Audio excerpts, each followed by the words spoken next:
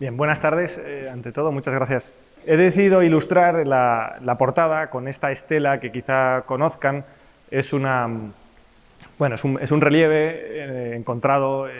y que se supone o remontaría en torno al 330 a.C., en el que aparece la libertad coronando al pueblo ateniense. Con esta estela un poco se celebraba la proclamación de una ley contra la tiranía, ¿no?, en Atenas, y de una manera se supone que ilustraba o que reflejaba el orgullo que tenía la Atenas clásica, la Atenas de Pericles, la Atenas ¿no?, que era heredera de todos estos grandes políticos, pues el orgullo que sentía de haber sido, por así decir, el faro, y seguir siendo supuestamente el faro de la libertad, ¿no?, en la antigüedad. Bien, esta conferencia reflexiona sobre la democracia ateniense desde la perspectiva de Platón y parte desde una sorpresa particular que, digamos, que se me suscitó a mí desde el primer momento en que empecé a adentrarme en estas cuestiones, en estudiar el pensamiento platónico, estudiar la antigüedad, estudiar el mundo clásico. Y es que, no sé si lo han pensado alguna vez, pero es bastante sorprendente que coincidan en la misma época pues uno de los mayores avances políticos de la humanidad, como puede ser la democracia y el descubrimiento de la democracia ateniense, ese momento pues álgido quizá de la cultura griega, frágil y que duró poco tiempo, y que en ese mismo momento, en ese mismo periodo de tiempo, coincidan grandes personajes, ¿no?, como obviamente Pericles, Sófocles, los grandes trágicos, los grandes escultores, pero también Platón, quizá la mente filosófica pues más poderosa de la historia de Occidente, ¿no?, considerada habitualmente como la mente filosófica pues más productiva y que más fruto ha dado, ¿no?, en la historia del pensamiento. Y la sorpresa de la que les hablo, y que es la que a mí me inquietaba un poco, era cómo puede ser que convivan estos dos fenómenos, digamos, del nacimiento de la filosofía, por así decir, o de la filosofía de la envergadura que tiene la filosofía de Platón, y el sistema democrático, y que entre ellos dos se establezca una relación aparentemente, según lo que siempre se dice, o según lo que habitualmente se dice, existiera una relación de enemistad y de oposición frontal. Platón sería, según esta versión, como digo, quizá más estandarizada o más habitual, en filosofía o en pensamiento político, habría sido un gran enemigo de la democracia, o habitualmente se le presenta como el enemigo de la democracia. Bien, esto no sé si son familiares, si están familiarizados, ¿no?, con esta imagen de Platón, pero en mi caso les voy a contar una anécdota personal también con la que de alguna manera esta imagen de Platón cobró especial protagonismo en mi etapa como doctorando, ¿no? Yo durante la tesis doctoral estuve pues la mitad de la tesis, casi 2 años en Alemania, y estuve viviendo estudiaba en la Universidad de Bonn, pero vivía en Colonia, y ahí en Colonia había una vida cultural relativamente activa, y ahí asistí a varias conferencias. En una de ellas recuerdo que había un ponente, me pareció brillante, un neurólogo que nos habló hizo una presentación sobre sus investigaciones acerca de, ahora no recuerdo muy bien, pero tenía que ver con las conexiones neuronales y con ciertos desarrollos del estudio de la neuroimagen del cerebro. En fin, una cuestión que no tiene nada que ver con esto, pero al final de la conferencia me acerqué a hablar con ellos, con él en particular, y después de esa conversación en un alemán pues relativamente o más bien poco fluido, me preguntó sobre qué estaba trabajando yo, le dije que hacía la tesis sobre Platón y me contestó, literalmente me dijo, sorprendido y como con cierta preocupación, me dijo, aber Platón war ein Nazi, me dijo, Platón era un nazi. Claro, yo ahí me quedé un poco descolocado, yo con mi pobre alemán pues no sé muy bien cómo le pude responder, porque yo no sabía, además en Alemania, recibir ese mensaje. Obviamente lo decía con un cierto tono humorístico, que yo pues pude más o menos captar, me defendí como pude y pues ya está, ¿no? Y seguí con mi tesis doctoral, por suerte. Pero en realidad, en esa opinión, como digo, en tono humorístico, que me estampó por ese buen señor, se recogía alguno de los, por así decirlo, una imagen de Platón bastante popularizada, que como digo es Platón, el nazi, o Platón, el autoritario antidemócrata precursor del totalitarismo. Bien, esta idea no es del todo, ni mucho menos descabellada, puesto que tenemos noticia de que pues, grandes precursores o grandes ideólogos del pensamiento, por llamarlo de alguna manera, nazi, alemán, pues recogieron y decidieron apropiarse de algunas de las ideas de Platón en sus obras. Aquí, por ejemplo, pongo el ejemplo de Hans Günther, un antropólogo de principios del siglo XX, que en su libro Platón como protector de la vida, Platón als Hüter des Lebens, defiende que en Platón estarían ya contenidas las raíces o las semillas del pensamiento racial que a ellos les parecían pues, un gran descubrimiento y de la legitimación de la prioridad o de que hay unas razas superiores o de que hay un tipo de, en fin, de contenido racial o de una cierta virtud vinculada con la raza. Bueno, bien, en fin. En cualquier caso, este pensador dedicó un libro precisamente a apropiarse o a presentar las ideas de Platón como subyacentes o como fundamentando su aproximación a estos asuntos, ¿no?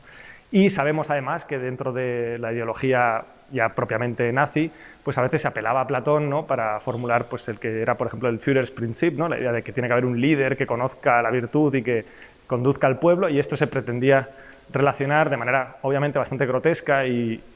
ya pues haciendo una fuerte violencia a los textos de Platón, pero se pretendía relacionar, pues por ejemplo, con la idea del rey filósofo que hay en la República de Platón.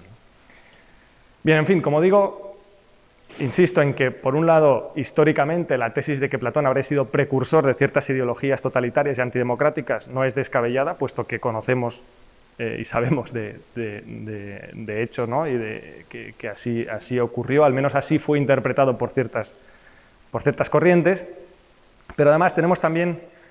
el testimonio, o por así decir, la crítica contundente, muy desarrollada, bastante poderosa, que formula pues, uno de los filósofos más importantes del siglo XX, Karl Popper, un gran teórico, un filósofo de la ciencia, que en los años 50 y después del gran trauma que había asolado Europa, ¿no?, y de la eclosión de las grandes ideologías totalitarias, escribe una obra que fue tremendamente influyente y que creo que en parte lo sigue siendo, en la que, bueno, bajo el título, ¿no?, que quizá conozcan, La sociedad abierta y sus enemigos, ¿no? Esta es una obra que originalmente se publicó, si no recuerdo mal, y puedo que me esté equivocando, pero en inglés, en varios volúmenes, y el primer volumen se dedica a la antigüedad, ¿no?, y a los pensamientos o al pensamiento que en la antigüedad se consideraría como el precursor del totalitarismo. Y trata de rastrear, por así decir, esas raíces, ¿no?, del pensamiento autoritario y antidemocrático en la antigüedad. Bien, Karl Popper no estaba solo en esto, también Hannah Arendt tiene algunos textos y algunas ideas reivindicando esta idea de que hay en la antigüedad ciertas raíces pre-totalitarias, y entre ellas, Karl Popper, en su obra, destaca precisamente a Platón. Apunta, digamos, directamente y dedica muchísimas páginas a justificar que en Platón habría las semillas, como digo, del totalitarismo. Señalo algunos de los puntos, él desarrolla más, pero señalo algunos de los puntos para que tengan una idea de cuál es la fundamentación filosófica de esta crítica, que luego yo voy a tratar un poco de, si no desarticular, al menos matizar y tratar de situar y de ponderar, ¿no? En primer lugar, ¿no?, él defiende que la idea que tiene Platón de que tiene que haber un rey filósofo, es decir, que una persona que conozca el bien, conozca la virtud y la imponga sobre los demás, como digo, eso si es que está en Platón, pero Karl Popper piensa que sí, piensa que eso sería, por así decir, una de las bases, ¿no?, de esta protoideología autoritaria. Por supuesto, también menciona la cuestión totalmente controvertida y realmente bastante descabellada que aparece en la República sobre la eugenesia y el control social y sobre cómo hay que, de alguna manera, discriminar entre el tipo de personas que nacen para ver a qué función se van a poder dedicar y con qué función se corresponde su naturaleza.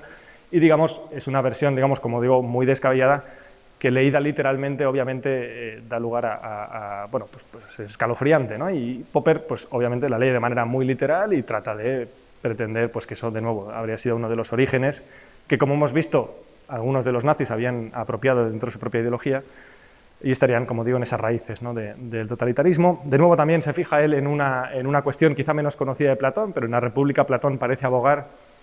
por un uso ideológico, político del mito, es decir, un uso de lo que a veces se llama también la mentira noble, y es que tiene que haber algunos gobernantes que puedan mentir para manipular y hacer creer al pueblo lo necesario para que el pueblo esté bien unificado, esté cohesionado y cumpla con las funciones que le corresponden. Y por último, por encima de todo, habría lo que él llama el conflicto de la sociedad abierta, o la idea de que en Platón estaría ya presente la idea de fondo de que la comunidad debe prevalecer en todos los ámbitos y de todas las maneras sobre el individuo. Eso aparecería, ¿no?, también de nuevo en República, quizá también en Leyes, pero bueno, en fin, sería la idea de que en Platón el bien de la comunidad debe prevalecer sobre el interés particular, y eso estaría totalmente reflejado en el sistema político que Platón estaría supuestamente, como digo, dibujando en República, ¿no?, o formulando en República. Bien, aquí, si me permiten, le he pedido a ChatGPT que me representara cuál es la idea. Ahora puede crear imágenes, como saben, a través de la tecnología de Dalí. Entonces le he pedido que atendiendo a la idea de Platón como rey, la idea del rey filósofo que Platón presenta, que me hiciera una imagen, y ha presentado esta especie de, como digo, de filósofo que está ahí sentado con sus libros en el trono y que tiene un poco ese aire ¿no?, de esa escenografía un poco, no sé si medio fascista o así, pero bueno, con una especie de, como digo, refleja un poco también, como digo, esa imagen, ¿no?, de ese filósofo pues que además de conocer o de dedicarse a cultivar el saber, tiene un poder, como digo, pues riguroso y un poder que pretende aplicar, ¿no?, con fuerza, ¿no?, sobre la sociedad. Bien, eso, como digo, es a grandes rasgos un poco la imagen que creo que Karl Popper contribuyó a popularizar y la imagen que contribuyó a difundir de ese filósofo, de ese Platón, como digo, antidemocrático o enemigo de la democracia, ¿no?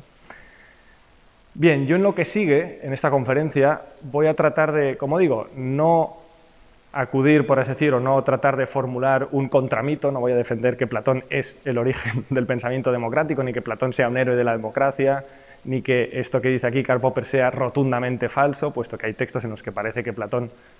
por lo menos si los leemos literalmente, cosa que pues habría que ver, pero parece que apunta en esa dirección, sino que voy a tratar más bien de matizar esta posición aportando otros elementos de juicio que también se encuentran en la obra y en el contexto, o en la consideración del contexto de la obra de Platón, que creo que nos dan una imagen, si no me equivoco, bastante más compleja de la relación entre Platón y la democracia. Yo no voy a defender, como digo, que Platón sea una persona que fuera, obviamente, históricamente eso sería realmente imposible, creo, de defender, que fuera un gran promotor del sistema democrático ateniense, pero voy a tratar de enfocar la cuestión desde la idea de que Platón no era ni un fanático promotor de la democracia ateniense, ni era tampoco un opositor absoluto y radical de todo lo que supusiera un valor democrático. Voy a tratar de, como digo, como adelantaba un poco, voy a tratar de defender que la posición debe ser un poco más compleja, un poco más ecuánime, y voy a tratar sobre todo de reivindicar que en el pensamiento de Platón hay una apropiación de elementos democráticos esenciales y que Platón aprendió a filosofar en buena medida a partir de ciertas prácticas democráticas. Bien, eso lo voy a tratar de, como digo, justificar a raíz de, o a partir de ahora en esta conferencia, ¿no? Vayamos primero, y me gustaría presentar primero un poco de contexto sobre la época en la que vivió Platón y la vida biográfica, digamos, el contacto que tuvo Platón mismo con la cultura democrática.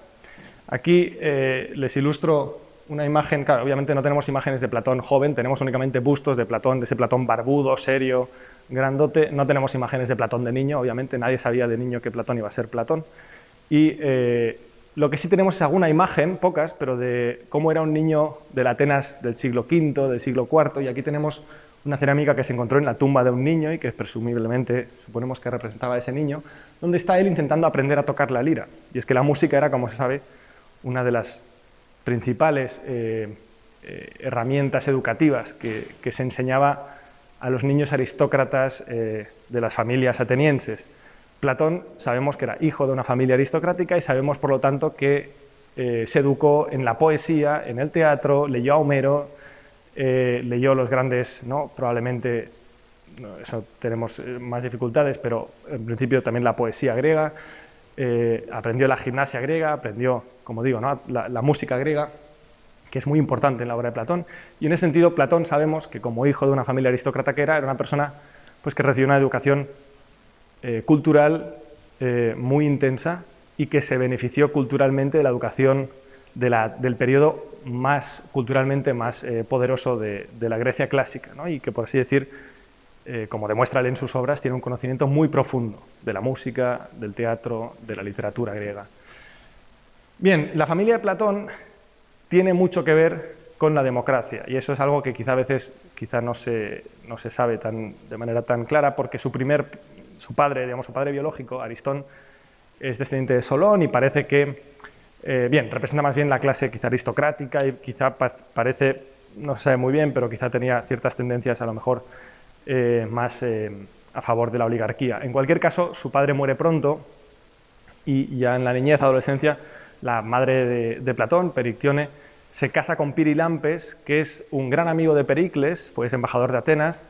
y es un gran demócrata. Y por eso sabemos, o se presume, que Platón, durante su infancia, adolescencia y primera juventud, había vivido de cerca muchas de las discusiones que había en la democracia ateniense que él estaba viviendo y en la que se educó. Entonces, Platón vive la última fase de la democracia ateniense, antes de que se instaure la oligarquía, pero la vive intensamente y por así decir, se educa en ella y presumiblemente pues, participa en buena medida de esos valores, y su incipiente vocación política, que conocemos por sus cartas, se deberá en buena medida a las ilusiones que la democracia y el sistema democrático que él había conocido despertaba en él, ¿no? Bien, como digo, Platón se educa y vive la última fase de la democracia, pero también vive la crisis y el declive y los grandes problemas a los que se enfrenta Atenas, ¿no? Como la guerra del Peloponeso, vive también la oligarquía de los 30 tiranos, en la que participan además algunos, pues sabemos, Critias, que era familiar suyo, y otros familiares suyos están involucrados en esa oligarquía que comete grandes crímenes, dura apenas un año, pero se derrama muchísima sangre. Y sabemos que Platón también se siente totalmente aterrorizado por los crímenes realizados por ese sistema político. Luego sabemos que se reinstaura la democracia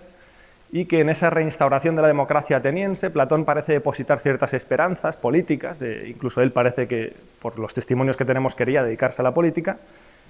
Y en ese impasse, en ese contexto, conoce a una figura totalmente extraña, atípica y de lo más revolucionario que se podía encontrar en Atenas en aquella época, que era la figura de un señor que iba descalzo, sucio, que era de apariencia externa bastante pobre y fea,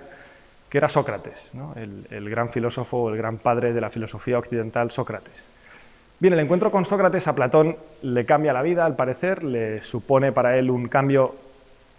que difícilmente sabemos nosotros interpretar, porque no sabemos qué es lo que pensaba exactamente Platón antes.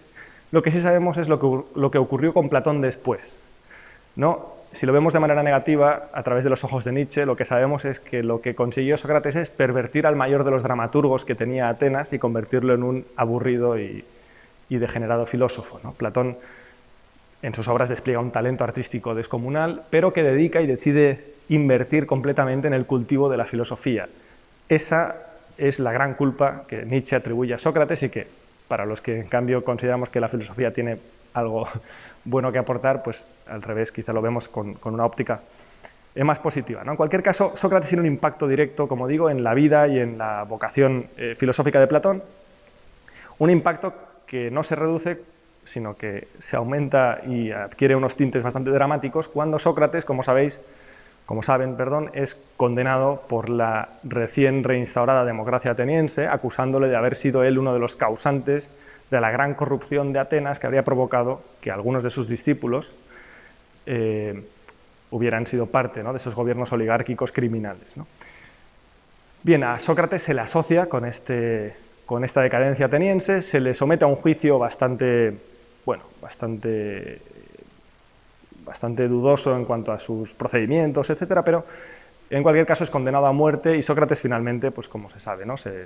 es condenado a beber la cicuta y muere, y eso a Platón le marca profundamente, e incluso parece que le desilusiona o le causa una profunda desilusión con respecto a las posibilidades de la política, no ya de la democracia, sino de la política en general. Eso es importante. Platón, con la muerte de Sócrates, se desilusiona no con la democracia en particular, sino con la vida política, y decide ya no dedicarse más a la vida política, sino refugiarse de alguna manera en la filosofía, ¿no? Eso es lo que nos dice en sus cartas, y luego sabemos que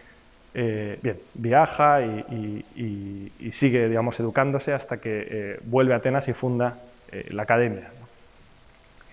Bien, como digo, todo este es el background que hay que tener en cuenta con respecto a la vida de Platón para poder situar su relación con la democracia, ¿no? En cuanto a la democracia ateniense, creo que, y voy a dar unas breves pinceladas también, hay que tener en cuenta que no era únicamente un sistema político como es ahora para nosotros un sistema político, que es como un conjunto de procedimientos y normas que más o menos vertebran, ¿no?, cómo nosotros nos relacionamos con el poder y cómo articulamos la representación política, sino que, además de eso, sobre todo era un ideal, era un sueño que se estaba realizando y era algo que Atenas tenía, como decía, ¿no?, y como se reflejaba en la imagen del inicio, a gala. Era como, por así decir, el culmen de la libertad, pensaban ellos, y era el sistema más justo, el sistema más igualitario. Y ese sistema, esos ideales, se expresaban en rituales, en valores compartidos, en prácticas, en discursos, en referencias compartidas. Una de ellas, como no, es Pericles y el discurso fúnebre de Pericles, famosamente, bueno, y aquí representado, ¿no?, famosamente conocido. Si nos fijamos en cuáles eran los rasgos, por así decir, distintivos de la democracia ateniense, habría mucho más que decir. Aquí únicamente menciono algunos, ¿no? Lo primero es reconocer que era una democracia por participación directa, que por lo tanto nada tiene que ver con el sistema democrático moderno que nosotros conocemos, que es representativo, ¿no? En Atenas pues, participaban todos los que eran considerados ciudadanos, podían participar y debían participar en las decisiones públicas. ¿Cómo? Hablando, a través del acceso a la palabra en la asamblea, y de ahí que había una idea,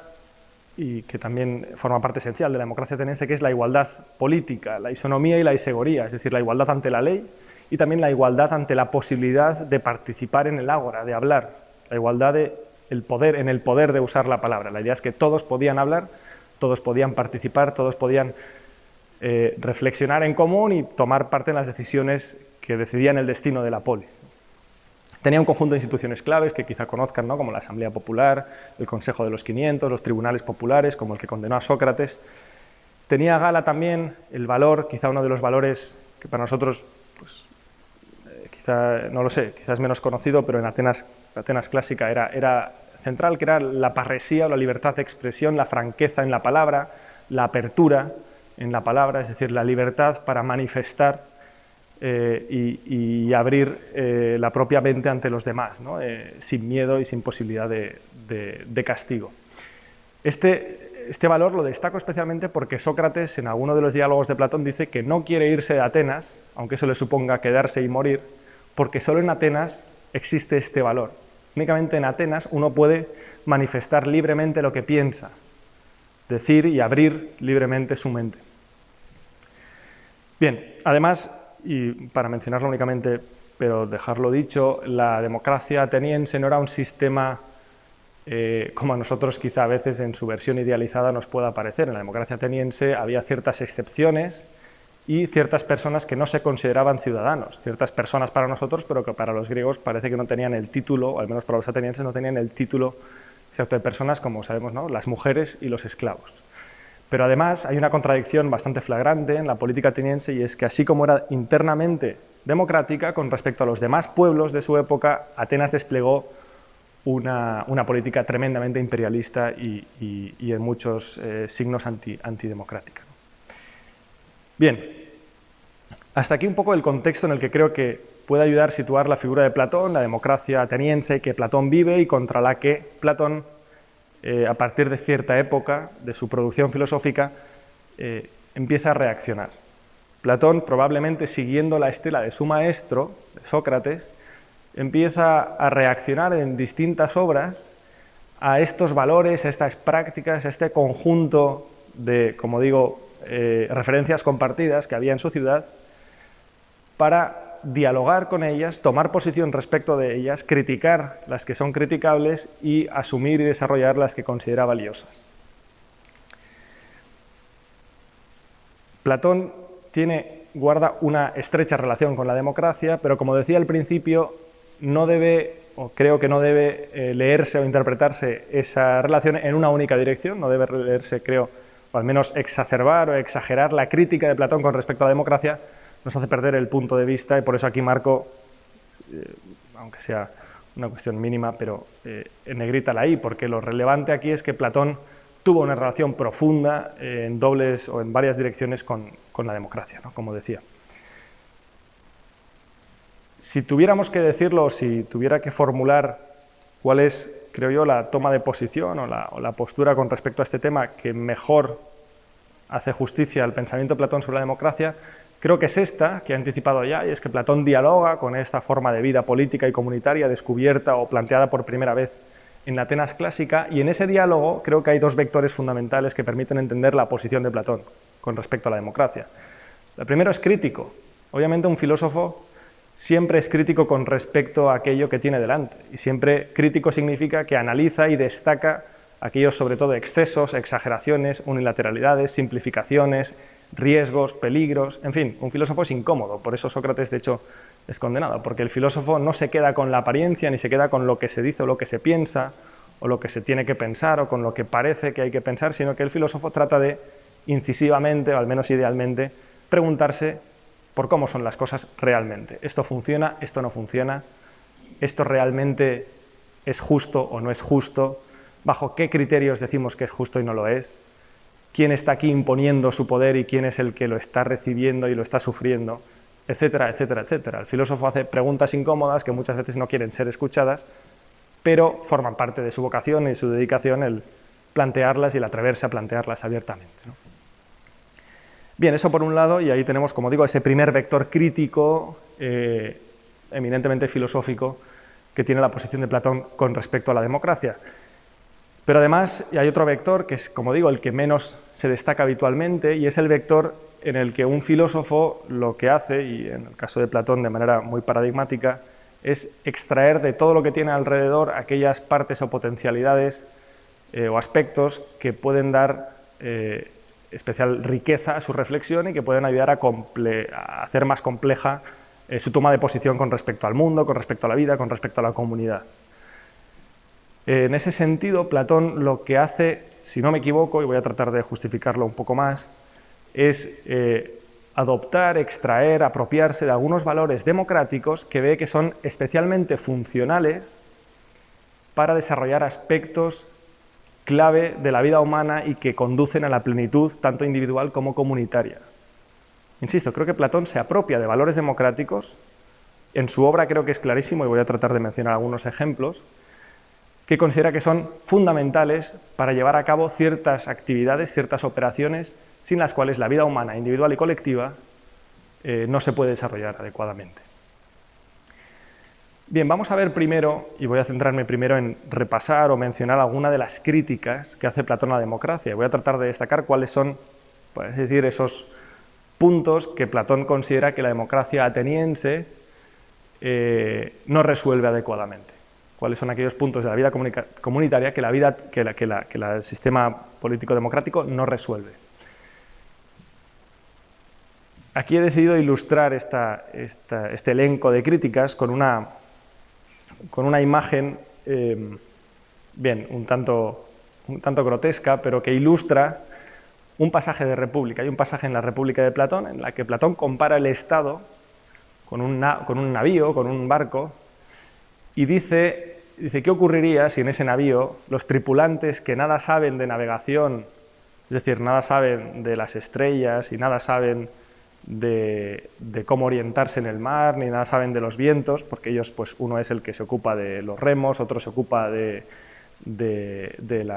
mantener el agua y el alimento, en fin, cada uno tiene su función. Imaginaos, dice Platón, qué ocurriría si cada uno de esos tripulantes se pusiera a discutir y a tratar de decir quién debe ser el timonel sin tener ni idea sobre en qué consiste dirigir el barco, ¿no? Y pretendieran cada uno de ellos defender que su función es la más adecuada para dirigir el barco. Bien, ahí Platón dice que el timonel, el que realmente tiene el saber necesario para orientarse con las estrellas y conocer las aguas y las mareas, y el que tiene el saber, dice él, ahí no tendría nada que hacer, porque puesto que nadie más sabe del asunto, piensa Platón, en ese caso no habría, pues nunca conseguiría hacerse con el timonel y sería totalmente desacreditado por los demás, en fin, ¿no? Bien, esta es claramente una de las críticas más duras que Platón dirige contra la democracia de su tiempo, y es la idea de que la democracia está expuesta, es un sistema que expone a la comunidad a los abusos de la mayoría. De una mayoría, piensa Platón, que muchas veces está guiada no por la reflexión, sino por la mera emocionalidad y por el mero interés particular. Bien, Platón dirige su crítica contra este riesgo fundamental que él detecta en la democracia, y es que la democracia, en la medida en que esté basada en la posibilidad de que una mayoría tenga el poder, está expuesta, por lo tanto, a que aquellos que gobiernan no sepan lo que están haciendo y tomen decisiones sin un conocimiento suficientemente fundado del asunto. Pero además, este riesgo o esta vulnerabilidad o esta insuficiencia que Platón detecta en la democracia de su tiempo va aparejada con una vulnerabilidad enorme, que él denuncia también, a la manipulación. La democracia es un sistema, piensa Platón, que queda abierto, por principio, a que aparezca un gurú, un ilusionista, un gran orador, un gran retórico, que manipule a las masas y que dándoles lo que, o diciéndoles lo que esperan escuchar, consiga manipularlas en su interés propio. Además, y esto está relacionado también, Platón detecta que en la democracia se corre el riesgo de que todas las opiniones terminan valiendo lo mismo y pesando lo mismo en una decisión colectiva, a saber, la opinión del experto y la del no experto, la del médico y la del no médico, la del ingeniero y la del no ingeniero. Es decir, piensa Platón, si la democracia consiste en que todos nos pongamos de acuerdo en la mayoría, insisto, es una democracia directa, nos pongamos todos de acuerdo, no habrá manera de que, por ejemplo, el médico que dice que es mejor realizar una dieta, aunque esa dieta sea mucho menos placentera al paladar, no habrá manera de conseguir que esa persona, piensa él, triunfe por encima de él que va y nos cuenta, o el que quiere convencernos de que es mejor no hacer dieta y comer. Hay una comida que es comida fácil, comida rápida, comida placentera y además nos aseguran que además es sana. Bueno, claro, si alguien nos da todo eso, aunque sea falso, ¿quién va a poder decir que es falso y quién va a poder convencernos de que es falso si tenemos tantas ganas de que sea verdad? Bien, Platón se fija en ese tipo de vulnerabilidades o de problemas, ¿no?, que puede plantear, insisto, la democracia, ¿no? También señala, y es otra de las críticas que aparece insistentemente en su obra, y es que la democracia parece ensalzar un ideal de libertad que tiene más que ver con la irresponsabilidad y con el desenfreno que con la verdadera autonomía. Parece que la democracia ensalzaría la idea de que cada cual encuentra su liberación en, como digo, en la irresponsabilidad, en el no tener que dar cuenta, ¿no?, en el ideal de aquel que puede hacer lo que quiera sin tener que responder ante nada ni ante nadie. Bien, Platón eso lo rechaza abiertamente, ¿no? Y por último hay otro aspecto negativo que Platón detecta en la democracia de su tiempo, que es la creación de facciones, el crear o el promocionar que cada uno, que los ciudadanos tiendan a crear facciones entre sí de acuerdo con sus intereses particulares y traten de imponerlos ante los demás, ¿no? Y en ese sentido piensa Platón que eso genera una división profundísima en la polis e impide que haya verdaderas relaciones de cooperación, como piensa él que debería haberlas en una comunidad política sana, ¿no? Bien, como ven, como se dan cuenta, obviamente aquí hay unas críticas profundas a la democracia y al sistema democrático que justifica que personas, entiendo yo, como Karl Popper, leyendo y dirigiéndose a estos textos y a estos pasajes, puedan ver aquí riesgos para el sistema democrático moderno y pueda haber también críticas o ideas antidemocráticas también en nuestro sentido, ¿no? Bien, esto, como digo, creo que es difícilmente negable, ¿no? Hay en Platón pues, críticas directas a problemas o a situaciones que se generan en una democracia. Lo que voy a tratar de decir a continuación es que, sin embargo, estas críticas no expresan, me parece, como he dicho ya varias veces, la posición completa de Platón sobre el problema, porque si atendemos a cuál es la posición, que voy a tratar ahora de resumir en un par de diapositivas más, de Platón sobre este asunto, creo que Platón es el primero en señalar las insuficiencias y, en buena medida, los antídotos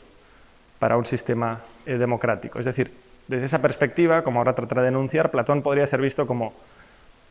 un gran crítico de la democracia en línea o en dirección a ser un reformador, es decir, alguien que, en este caso, presenta los puntos críticos, los puntos negativos, para reivindicar un cambio profundo de los ideales y sistemas que subyacen a él para poder hacer valer, en cambio, otros valores que también le pertenecen a la democracia y que, sin embargo, quedarían oscurecidos o dificultados o impedidos por estos defectos que él detecta, ¿no? Vamos a ver algunos. Voy a mencionar primero algunos elementos positivos que Platón reconoce en la democracia de su tiempo. Voy a destacar algunos valores que parece que en algunas de sus obras, ¿no?, Platón reconoce y detecta como ideas comunes entre su pensamiento y el pensamiento democrático. Y en la siguiente voy a tratar de, y lo anticipo ya, voy a tratar de defender una idea que he dicho ya, y es que creo que en la filosofía platónica, en la manera que tiene Platón de hacer filosofía, hay un conjunto de prácticas, de ideales, de modos de hacer y de pensar que proceden del pensamiento democrático. Bien, vamos a lo primero,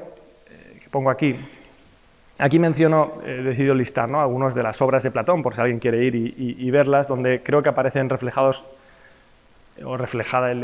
el hecho de que Platón valora positivamente aspectos de su democracia, de la democracia de su tiempo, ¿no? Uno, como digo, es el de la parresía. Hay varios lugares en los que Platón,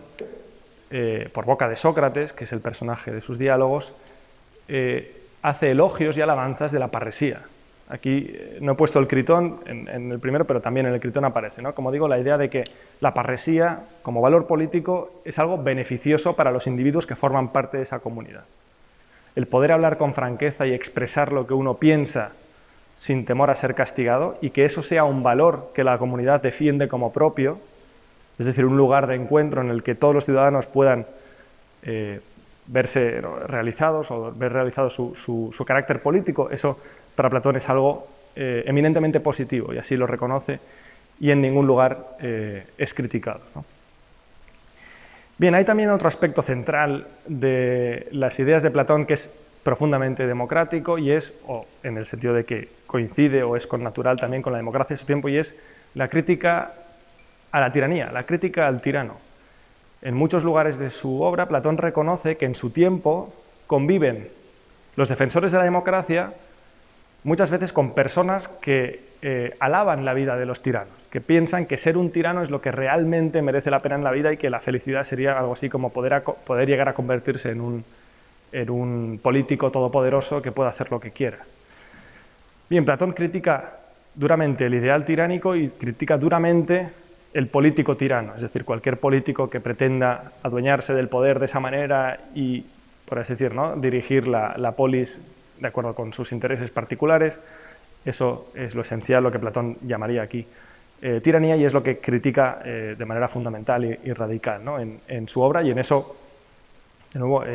tiene una fuertísima coincidencia con, como digo, la democracia de su época, que era profundamente también antitiránica. Bien, hay otro elemento que quiero destacar aquí, que es la cuestión de la justicia y la reciprocidad. En la obra de Platón, la justicia y la reciprocidad son ideas que son profundamente valoradas una y otra vez, y también, y sobre todo, en su dimensión social. El hecho de que debamos darnos entre nosotros y reconocernos lo que a cada uno nos corresponde, y que la justicia es un bien colectivo, y que por lo tanto no hay una clase que deba beneficiarse de las demás, y que no hay una sección, o no debe haber una fracción de la población que deba valerse, beneficiarse o ver a las demás como en su servicio y en pro de sus intereses particulares. Y por último, hay un aspecto también clave que es mucho menos reconocido, porque también es un tanto controvertido, que es la cuestión del teatro. El teatro en Grecia, en la democracia griega, en la democracia ateniense, el teatro era una herramienta fundamental para la formación de los ciudadanos. Era un lugar de encuentro en el que se expresaban unas ideas en común, se vivían unas emociones en común, y los ciudadanos eran educados, ¿no?, en la cultura propia de su ciudad. Bien, Platón en Leyes reconoce el valor de esa práctica y promueve el valor de esa práctica en su sistema político como una herramienta necesaria para formar las emociones en una dirección democrática, es decir, para fomentar emociones cooperativas, para fomentar emociones, diríamos nosotros, democráticas, de sintonía mutua, ¿no?, y de cooperación. Bien, como digo, estos son elementos que Platón, o que aparecen en la obra de Platón, y que permiten, por así decir, reconocer que hay, por lo menos, algunos puntos que Platón reconoce como valiosos en la democracia, como digo, en el sistema democrático, tal y como se vive y se realiza en su tiempo. Ahora, en esta siguiente diapositiva, que es ya casi la última, y con esto voy cerrando, en esta diapositiva pretendo reflejar un poco cuáles son quizás esos puntos que, como digo, en la práctica de la filosofía platónica, es decir, en cómo Platón concibe la filosofía como un modo de vivir, como un modo de practicar, como un modo de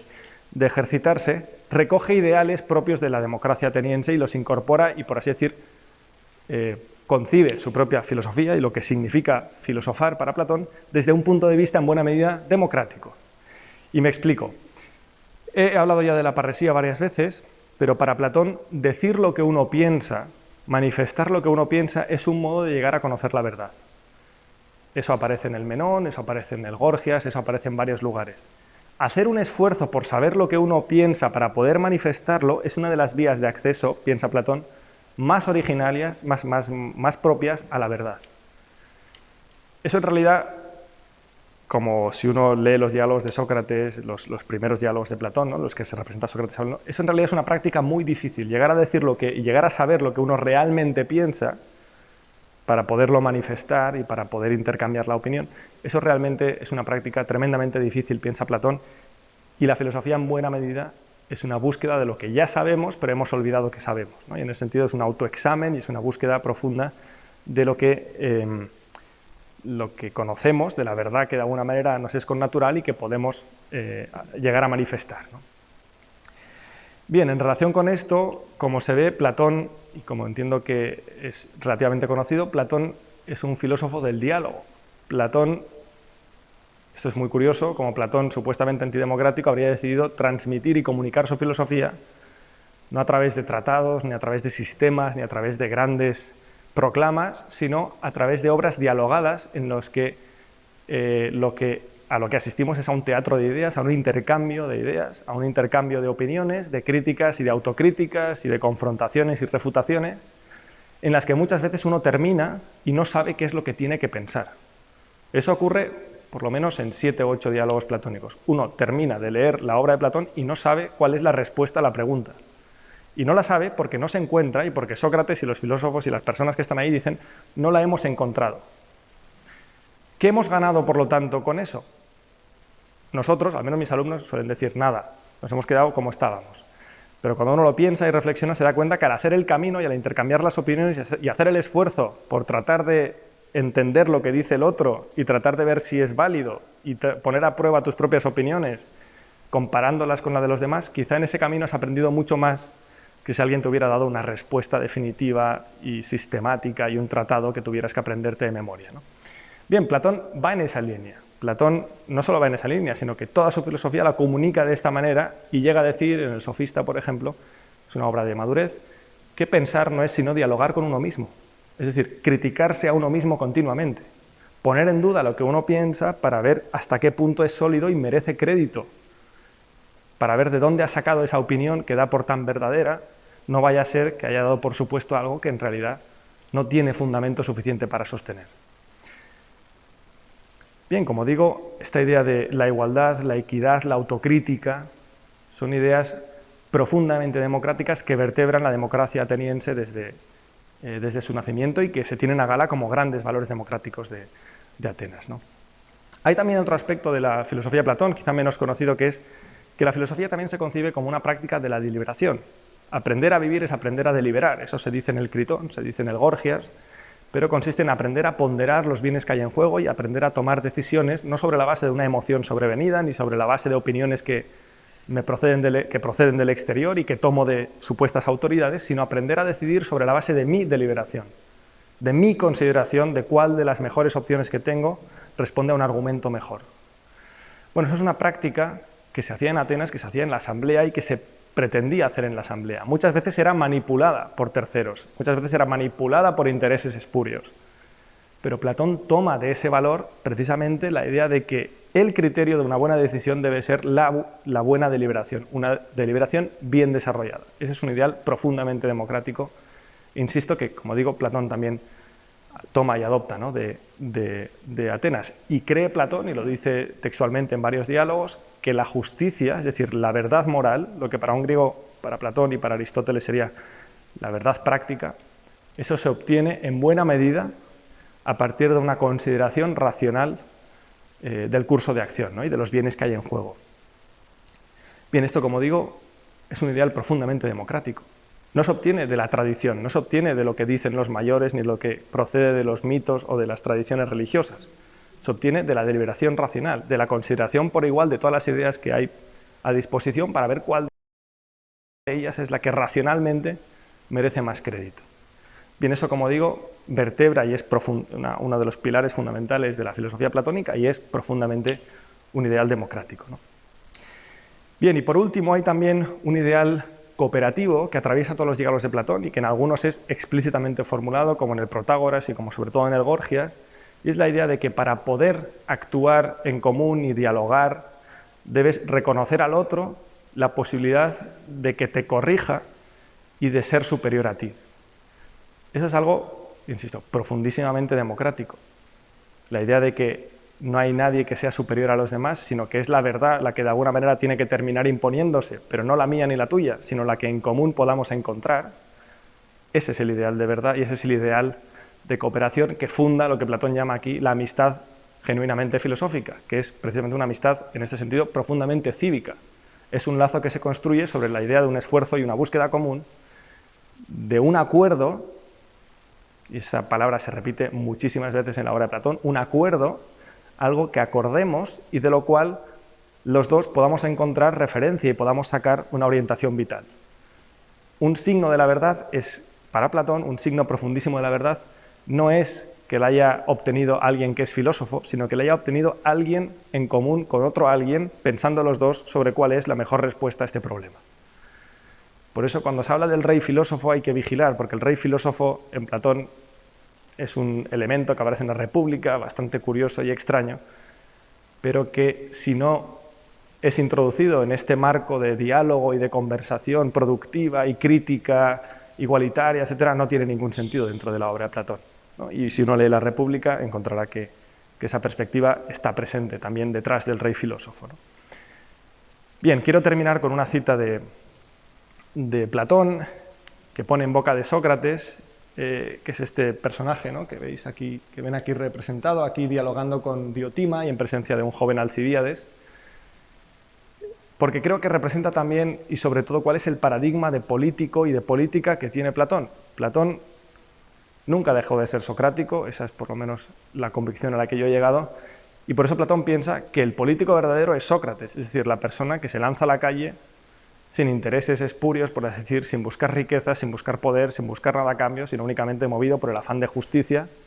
y de encontrar en común con los demás un modo bueno o al menos razonable de vivir en común. Esa es la figura de Sócrates y creo que eso es lo que queda presente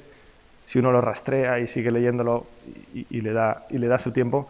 en la obra de Platón, ¿no? Aquí tenemos la frase de Sócrates en el Gorgias, en el que dice: yo soy uno de los pocos atenienses, por no decir el único, que practica el verdadero arte político, y lo hago porque no busco la satisfacción, sino lo mejor, porque cuando hablo no busco agradar, no busco convencer, no busco persuadir, sino busco encontrar en común con los demás lo que realmente podamos tener, al menos provisionalmente, como mejor. Bien, creo que esto es lo que quería decir. Si tienen alguna pregunta, alguna intervención o quieren decir algo...